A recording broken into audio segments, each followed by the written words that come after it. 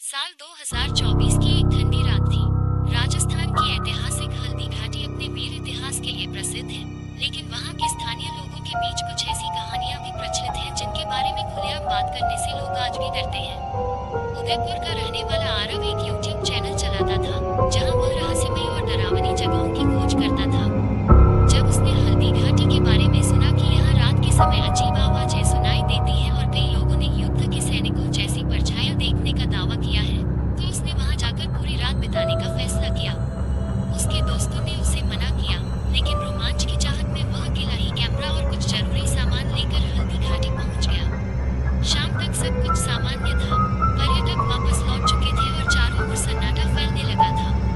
सूरज के डूबते ही पहाड़ियों पर अजीब सी उदासी छा गई। आरव ने अपना कैमरा चालू किया और रिकॉर्डिंग शुरू कर दी। शुरुआत में उसे कुछ खास नहीं दिखा, लेकिन रात करीब 10 बजे अचानक उसके कैमरे में दूर पहाड़ी पर सफेद धुंध जैसी आकृति दिखाई दी। उसने सोचा शायद कोई व्यक्ति होगा, लेकिन जब उसने आंखों से देखने की कोशिश की तो वहां कुछ भी नहीं था। उसने कैमरे की स्क्रीन दोबारा देखी, पर इस बार वह आकृति गायब हो चुकी थी। आरव ने इसे कैमरे की खराबी समझकर नजरअंदाज कर दिया। आधी रात होने तक ठंडी हवा तेज हो गई। तभी उसे दूर कहीं घोड़ों के दौड़ने की आवाज सुनाई दी। आवाज इतनी स्पष्ट थी जैसे कई घोड़े एक साथ उसकी ओर आ रहे हों। उसने टॉर्च जलाकर चारों तरफ देखा, लेकिन वहां कोई नहीं था। आवाज कुछ देर बाद अचानक बंद हो गई। अब उसके मन में हल्का डर पैदा होने लगा था। उसने अपने दर्शकों के लिए वीडियो रिकॉर्ड करते हुए कहा कि शायद ये हवा की वजह से हो रहा होगा। लेकिन तभी उसके पीछे किसी के चलने की आहट हुई। वह तेजी से मुड़ा, पर वहां केवल अंधेरा था। उसकी सांसें तेज हो गईं। तभी उसके कैमरे की स्क्रीन अपने आप झिलमिलाने लगी। स्क्रीन पर कुछ सेकंड के लिए एक सैनिक जैसा चेहरा दिखाई दिया, जिसके सिर पर पुरानी युद्धकालीन पगड़ी थी और आंखें पूरी तरह काली थीं। आरव घबरा गया। उसने कैमरा बंद करने की कोशिश की, लेकिन कैमरा बंद नहीं हुआ। अचानक स्क्रीन काली हो गई और फिर उस पर लाल रंग से एक शब्द उभरा, वापस जाओ। आरव के हाथ कांपने लगे। उसने इसे किसी तकनीकी खराबी का नतीजा मानकर खुद को शांत करने की कोशिश की। तभी हवा में तलवारों के टकराने जैसी आवाजें गूंजने लगी। ऐसा लग रहा था जैसे सदियों पुराना युद्ध फिर से शुरू हो गया हो। आवाजें चारों तरफ से आ रही थी। आरव ने देखा कि दूर घाटी के बीच धुंध के भीतर कई छायाएं दिखाई दे रही थी। वे घोड़ों पर सवार योद्धाओं जैसी लग रही थी। कुछ के हाथों में तलवारें थीं और कुछ घायल होकर जमीन पर गिरते दिखाई दे रहे थे। दृश्य इतना वास्तविक था कि आरव की रूह कांप उठी।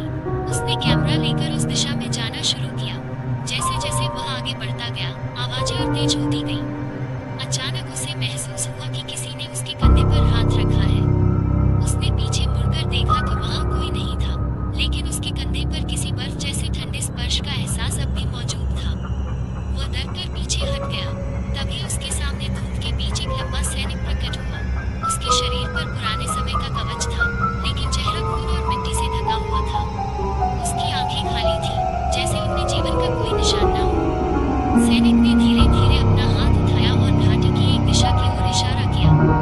आरव अनजाने में उसी दिशा में चल पड़ा।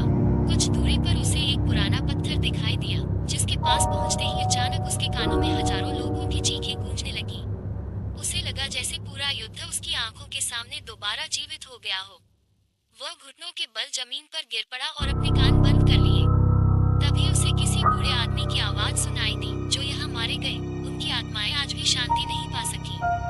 आरव ने सिर उठाकर देखा तो सामने एक वृद्ध खड़ा था।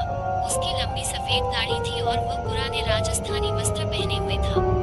आरव ने उससे पूछा कि वह कौन है, लेकिन बूढ़ा केवल मुस्कुराया और बोला, सुबह होने से पहले यहाँ से चले जाओ, नहीं तो तुम भी यहीं रह जाओगे। ये कहकर वह अचानक धुंध में गायब हो गया।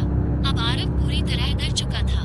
उसने अपना सामान उठाया और घाटी से बाहर निकलने लगा, लेकिन जितना वह आगे बढ़ता, रास्ता उतना ही बदल जाता। उसे लगने लगा कि वह गोल गोल घूम रहा है। तभी उसके पीछे फिर घोड़ों की आवाज आई। इस बार उसने मुड़कर देखा तो दर्जनों धुंधले सैनिक उसकी ओर बढ़ रहे थे। उनके चेहरे दर्द